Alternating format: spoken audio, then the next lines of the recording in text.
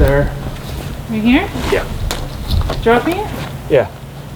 1, 2, 3.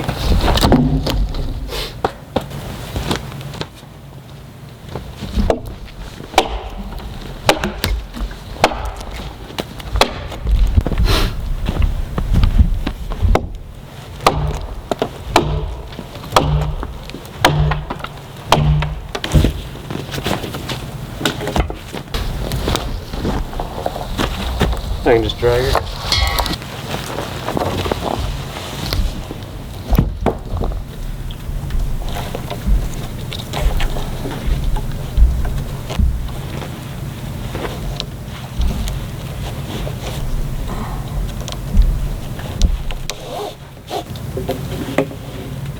Do you think you could grab the chain hoist and sling or two? Take those two and I'll take this one.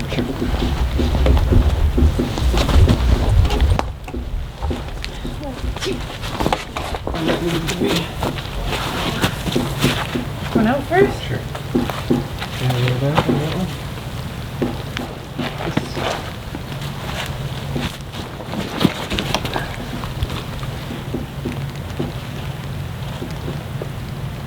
Did you crack your back? Yeah. Nice one. Chin-ups. 1, 2. Wow. 3. Arm braces.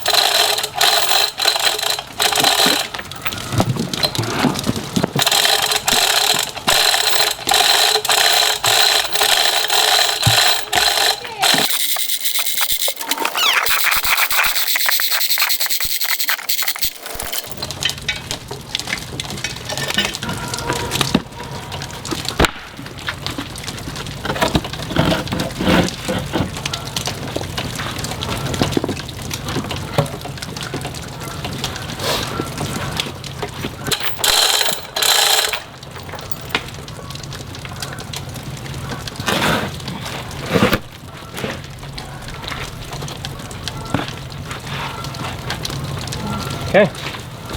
Laura. Yeah.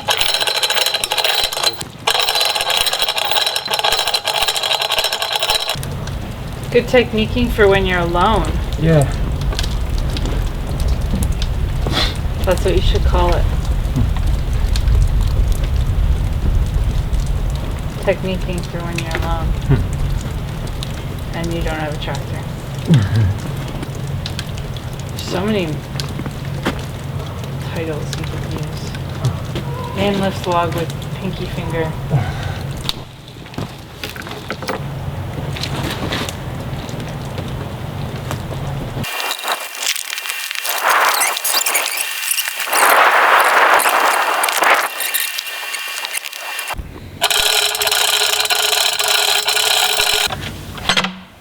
Okay.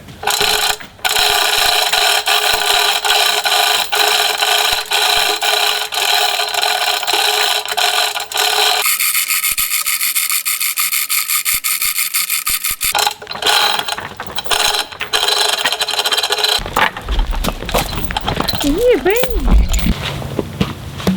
All right, hello, welcome back to the lumber yard. Today I was playing with my new chain hoist to try to get logs up. Not sure if it's necessarily better than rolling them up a ramp, but it's something that I figure I could probably do more easily, more safely alone if Kai's not around, and excuse to play with the new toy. So probably we'll kind of refine that, get lighter dry poles. We had one dry pole and a couple of green poles. But yeah, pretty happy with how that worked out, so that's nice. And I wanted to demonstrate today cutting multiple cants from a single log. I have one video already where I go through in detail the process of forming a cant from a log with a chainsaw mill. So this will differ slightly. Hopefully the audio turns out a little bit better than the last time.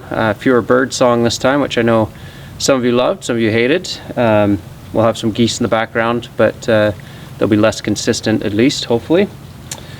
But the big thing that I want to show is to cut multiple cants from one log. So you'd use this technique anytime you've got really big wood, and I know there'll be guys coming on and saying that's not big wood and my wood's bigger than that, and that's fine. This one's not huge, but poplar I've found to be not always the most stable. Certainly it doesn't seem to me as stable as the pine that I cut, so I'm not going for, this will be interior siding and I don't want it super wide. With this log, this is the tip here, and it is about 17 3/4 inches across in diameter. So I might be able to get, by the time I square it up, maybe I could get 14-inch boards out of it. And I think with poplar, 14-inch boards inside would just be maybe too prone to cupping and warping. So instead of 14-inch boards, I'm going to try to get a pile of 6 or 7-inch wide boards. And so I could cut them out as 14s and then I could rip them in half. But a better way is just to cut your cants out at that width that you want. So I will cut 2 cants, one to there, and then a second cant below that. So probably enough talking, let's get to it. Because I've covered this in a lot of detail already, I'm going to go quickly through some of the steps because they're the exact same starting procedure as it is for just forming a single cant. So I've raised the log to a comfortable working height. You can use ramps, hoist. In the case of another one here on the property, I put a bunch of stumps down and just felled it right onto the stump, so it was already at a comfortable height.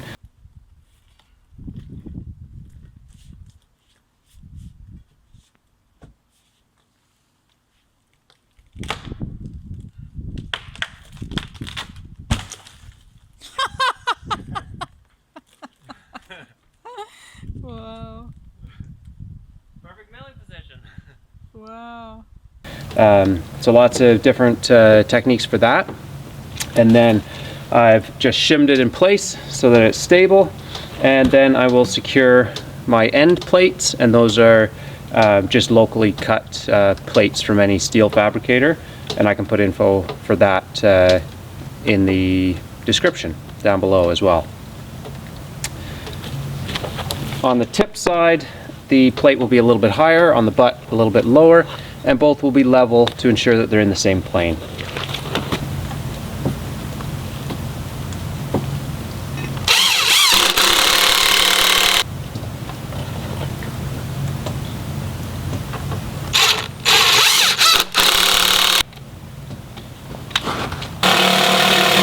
And then I'll throw my rails on top of the plates, and that'll create one nice straight surface over the irregular surface of the tree.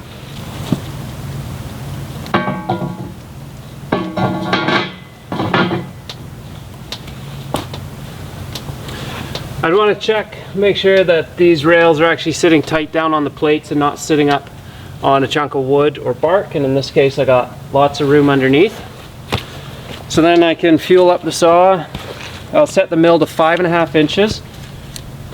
I can double check it here, but 5.5 inches I know with my setup places me right underneath the steel plates with a little bit of room to ensure that I don't hit the plate itself. So I'll set it to 5.5 and then make my first cut.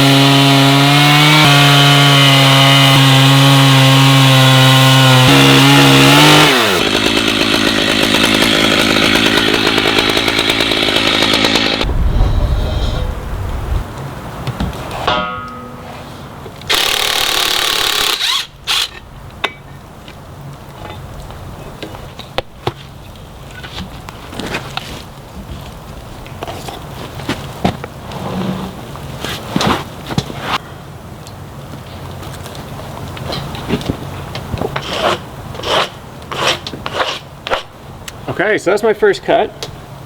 And now I'll roll the log 90 degrees and I'll make my second cut. And that's going to be identical to exactly how I make the second cut for single cant. So I'll do that now.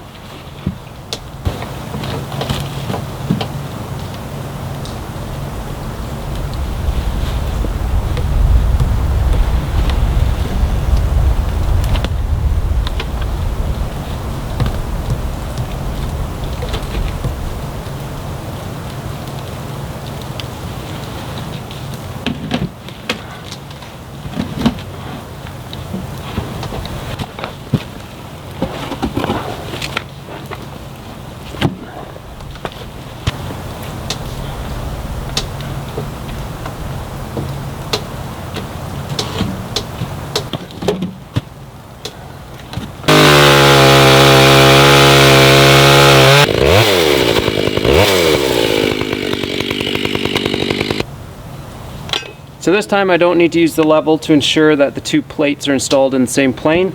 Instead, I use the already cut face as my reference and just install the plates square to that.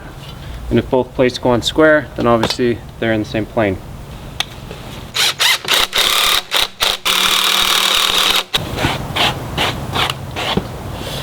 How's it look?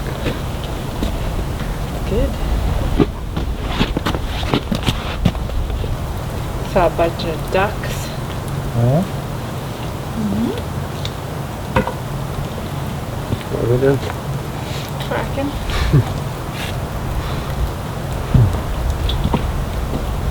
Nice lake. yeah. Man. See any ice? Yeah, there's like maybe 100 feet, 75 feet maybe, of just like a berg kind of chalked in our bay. Where'd you get? Well, it spans the whole bay, but it's like only, yeah, 75 to 100 feet deep. First nice day on the boat. I know. So again, cutting under the rails, I just want to cut just below the steel plate. And so for the height that I have in my system here, it's 5.5 inches. So I'll just leave the mill at 5.5 inches and make my second cut.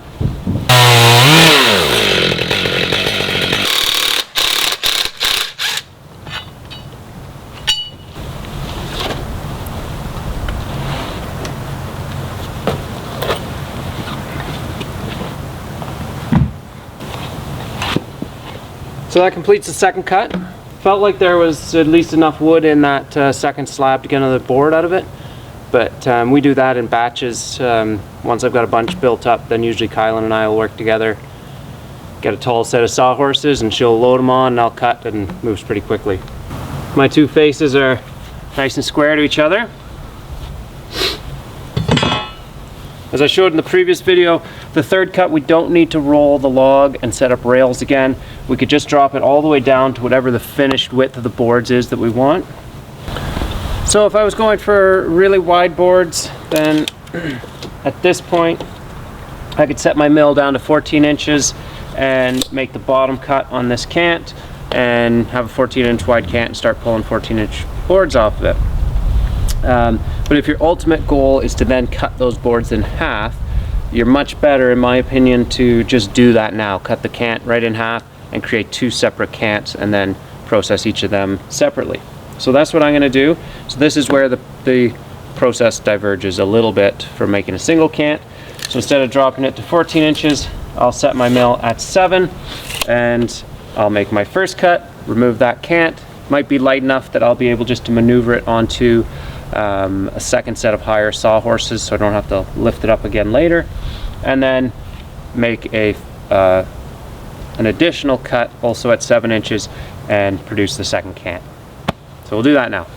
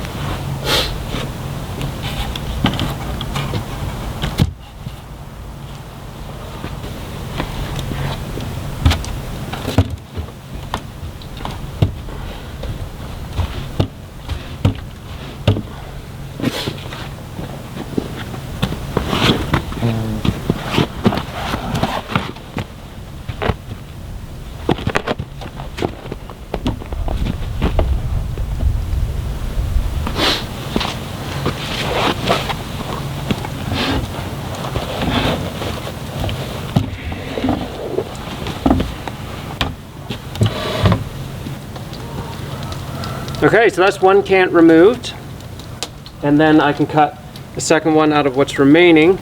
And so as we see here, I've got 3 straight edges. We don't need to cut the 4th side off. What we're gonna do is ultimately we will flip this up 90 degrees, brace it, and then the boards will start coming off. 7-inch wide boards coming off here. Now I was planning to do another 7-inch cut here, which looking at both ends, it looks like I would be able to do that. It does belly in quite a bit here, so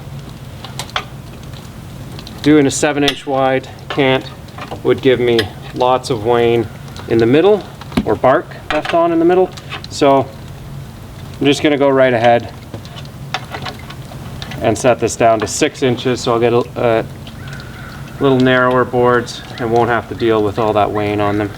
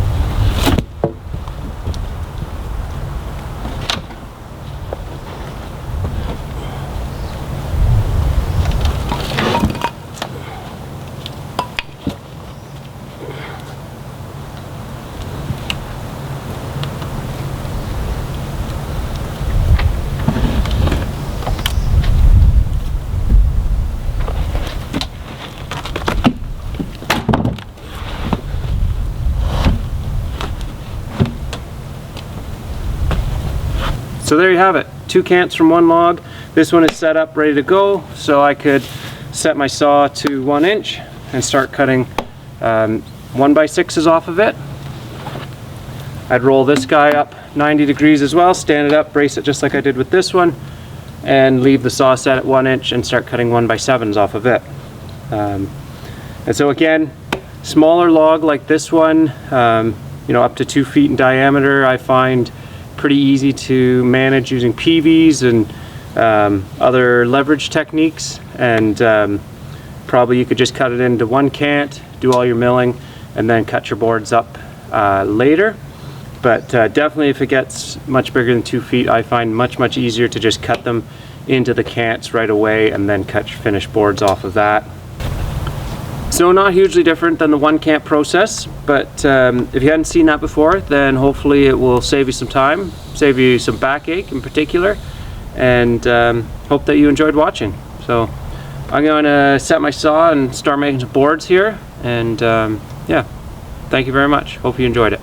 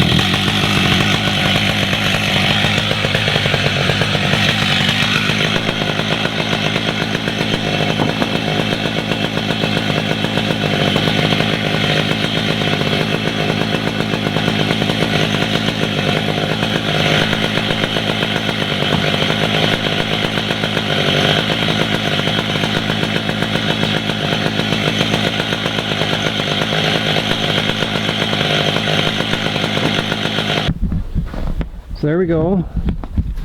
Nice little stack of lumber. It's 3.5 rows high, a little over 4 feet wide. And yeah, I mean, it was a tree that was just going to be cut for firewood, and I thought it looked not too bad, might be millable, and a couple hours of cutting.